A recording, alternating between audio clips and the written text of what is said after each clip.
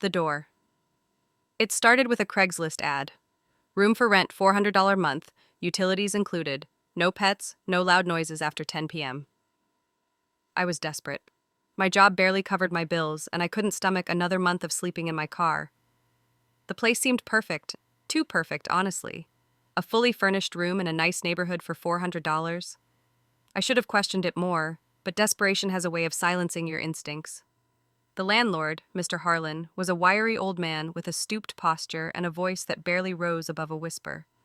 When he showed me the house, everything seemed normal, except for one thing: the door at the end of the hallway. It was different from the other doors in the house, thicker, with no handle or visible hinges.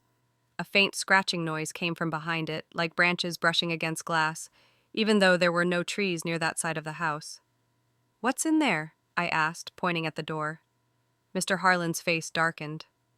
"That's not your concern. The rent is cheap for a reason. Don't go near it, don't touch it, and above all, don't listen to it."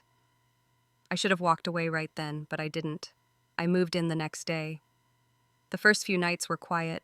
The house was eerily silent, but I chalked it up to Mr. Harlan being old and reclusive.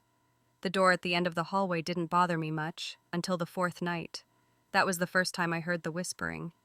At first I thought it was Mr. Harlan talking to someone, but when I crept out of my room, I realized it was coming from the strange door.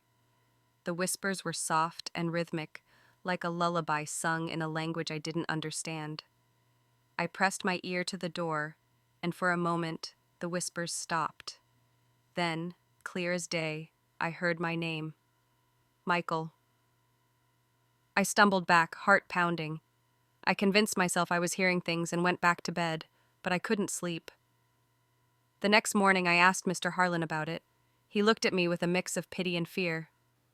"I told you not to listen," he said. "That room, it's not empty." I pressed him for answers, but he refused to say more. The whispering continued every night, growing louder and more insistent. By the seventh night, it wasn't just whispers. I started hearing knocks, faint at first, but steadily growing louder. It sounded like someone, or something, was trapped inside, pounding on the door with frantic desperation. "Let me out!" a voice begged one night. It sounded like a woman. The next night, it sounded like a child. "Michael, please," it whimpered. "It's so cold." I stopped sleeping. I stopped eating. My days became a haze of paranoia, and my nights were consumed by the whispers, the knocks, and the voices. Finally, I couldn't take it anymore. I waited until Mr. Harlan left for his weekly grocery trip. Armed with a crowbar, I approached the door, my heart hammering in my chest. The whispers stopped as I got closer, replaced by a low, guttural growl. "Don't," the voice said. It didn't sound human anymore. I hesitated, but something inside me, curiosity, stupidity, or a mix of both, drove me to wedge the crowbar into the edge of the door and pry it open. The moment the door cracked open, the lights in the house flickered and went out. A blast of freezing air hit me, carrying with it a foul stench like rotting meat. Inside the room, there was nothing but darkness, not just the absence of light, but a suffocating, living void that seemed to reach out for me. And then I saw them. Eyes, dozens of them, red and unblinking, staring at me from the darkness. A hand shot out of the void, long and skeletal, its fingers impossibly long and sharp. It grabbed my wrist, its touch ice cold and burning at the same time.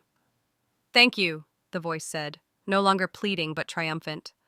I screamed and pulled away, slamming the door shut with every ounce of strength I had. The whispers immediately started again, louder and more chaotic, like 1,000 voices screaming in unison. Mr. Harlan found me huddled in a corner of the living room when he got back. He didn't say anything, just helped me up and handed me a glass of water.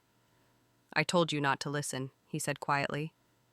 I moved out that night, leaving behind all my belongings. A week later, I drove past the house. The windows were boarded up, and a "for sale" sign was staked in the yard. I never went back. But sometimes, late at night, when I'm alone in my new apartment, I hear faint whispers coming from the closet, and they know my name.